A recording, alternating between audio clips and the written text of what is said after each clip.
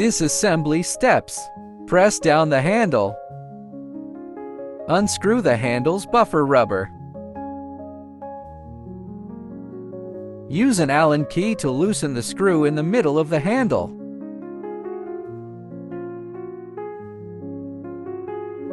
Use a hex wrench to loosen the nut at the bottom of the handle.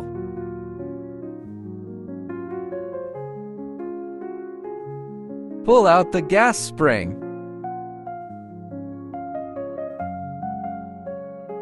Installation steps.